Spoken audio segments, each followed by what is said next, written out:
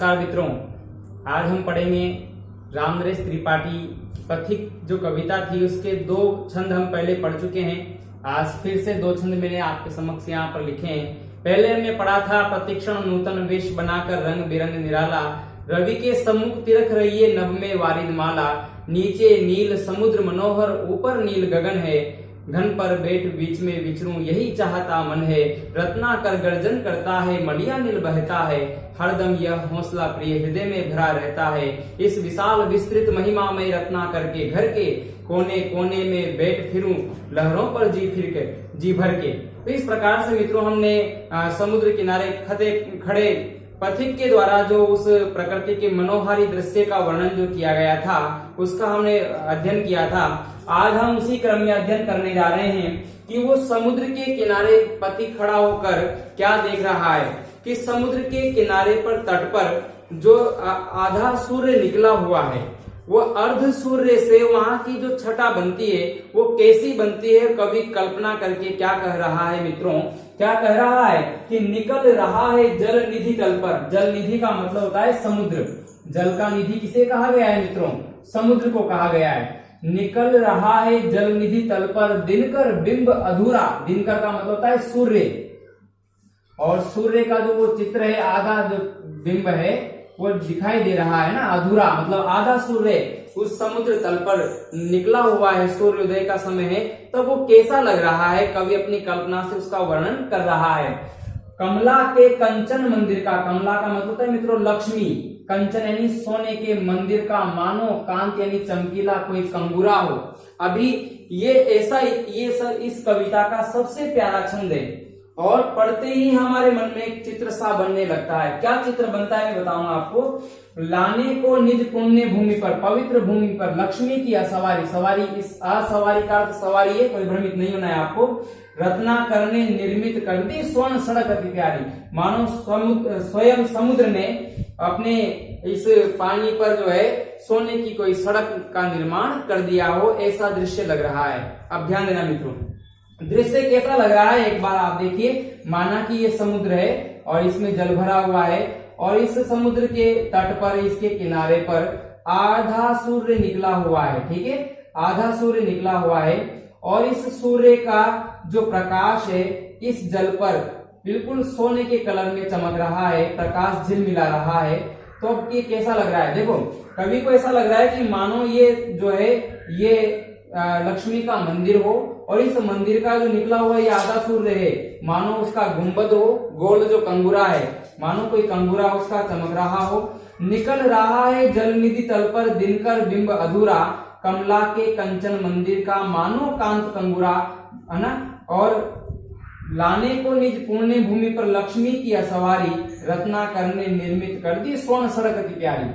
स्वर्ण सड़क, ये जो प्रकाश इस जल पर झिलमिला रहा है सोने के रंग का या पीले रंग का, वो कवि को सोने की सड़क की तरह दिखाई दे रहा है। और आधा जो सूर्य है वो लक्ष्मी के स्वर्ण मंदिर का चमकता हुआ कोई कंगूरे की तरह कवि को दिखाई दे रहा है। तो मित्रों ये तो हुई शब्दार्थ की बात। अब हम आते हैं इसकी व्याख्या पर। संदर्भ वही है, प्रसंग ये है कि इस पद्यांश में या इस काव्यांश में कवि ने समुद्र तल पर निकलने वाले अर्ध सूर्य का जो सौंदर्य है उस सौंदर्य का चित्रण एक लक्ष्मी के मंदिर की तरह किया है और कवि ने उसके प्रकाश को जो जल में झिलमिला रहा है उसको सोने की सड़क कहा है। ये इसका प्रसंग हो गया मित्रों। आइए इसकी व्याख्या पर।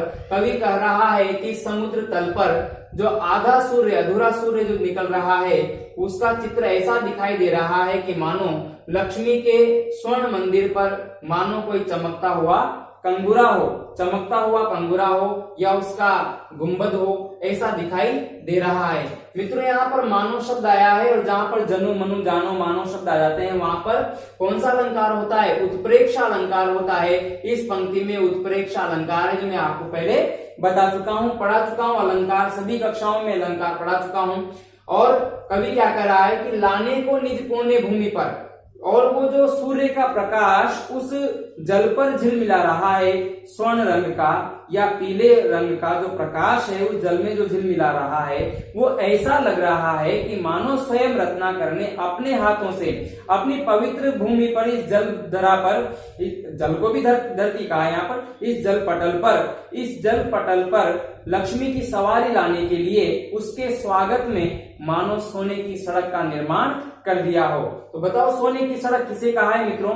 सोने की सड़क कहा है उस पानी में सूर्य का जो प्रकाश झिलमिला रहा है उसे क्या कहा है? सोने की सड़क कहा है। अधूरे सूर्य को क्या कहा है मित्रों? चमकता हुआ लक्ष्मी के मंदिर का गुंबद कहा है। और क्या कह रहा है कवि? रत्नाकर ने निर्मित कर दी स्वर्ण सड़क अति प्यारी, बहुत ही प्यारी सुंदर सड़क का निर्माण कर दिया हो, ऐसा दृश्य वहां का दिखाई दे रहा है। अब मैं इसको संक्षेप में बता देता हूं। प्रस्तुत पद्यांश में कवि कह रहा है कि समुद्र तल पर या समुद्र किनारे पर जो अर्ध सूर्य निकल रहा है, उदय हो रहा है, वहां वह दृश्य अति मनभावन और मनोहर लग रहा है। वह दृश्य ऐसा लग रहा है कि मानो वो जो अधूरा सूर्य है वो लक्ष्मी के स्वर्ण मंदिर का चमकता हुआ कंगूरा हो, और उसका प्रकाश जो जल में झिलमिला रहा है वो ऐसा लग रहा है जैसे मानो रत्नाकर ने अपने इस जल पटल पर, जल धरा पर लक्ष्मी माता की सवारी लाने के लिए उसके स्वागत में सोने की सड़क का निर्माण कर दिया हो, ऐसा दृश्य कवि को दिखाई दे रहा है। जहां न पहुंचे रवि वहां पहुंचे कवि, कवि कल्पना से जो है चित्रण करते हैं। तो ये प्रकृति के बड़े ही सुंदर ढंग से कवि ने उस समुद्र तट के सौंदर्य का वर्णन किया है। आशा करता हूं कि आपको ये समझ में आ रहा होगा। अगले पद में, अगले काव्यांश में कवि क्या कर रहा है कि निर्भय दृढ़ गंभीर भाव से गरज रहा सागर है।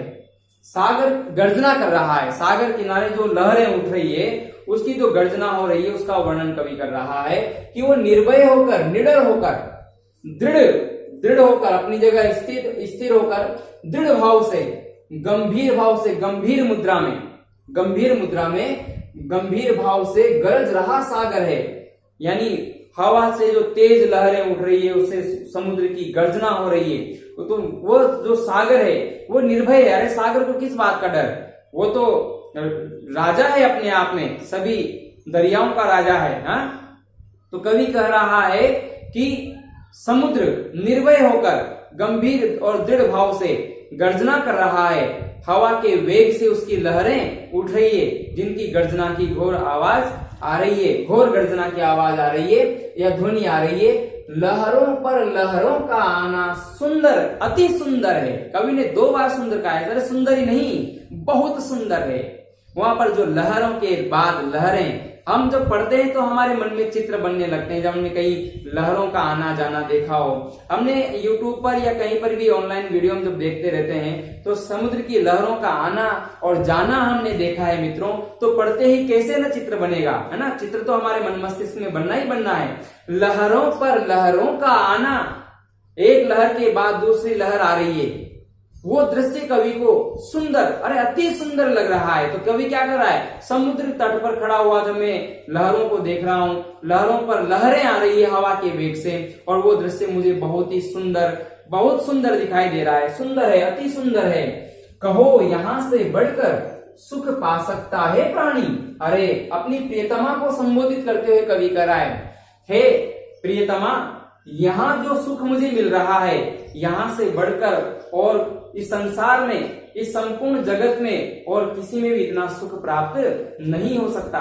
समस्त सांसारिक सुखों से बढ़कर सुख मुझे यहाँ पर प्राप्त हो रहा है। कहो यहाँ से बढ़कर सुख पा सकता है प्राणी, अनुभव करो हृदय से, हे अनुराग भरी कल्याणी। अनुराग का मतलब प्रेम, हे प्रेम से भरी हुई मेरा कल्याण चाहने वाली, अपनी प्रियतमा से कह रहा है कवि कि तुम निश्चित रूप से अपने हृदय में प्रेम भाव से भरी हुई हो, अपने हृदय में प्रेम भाव से भरी हुई हो, लेकिन इस सुख से बढ़कर सब सांसारिक सुख मुझे तुच्छ प्रतीत हो रहे हैं। यहां से बढ़कर मानव जो है और कहीं भी इतना सुख प्राप्त नहीं कर सकता।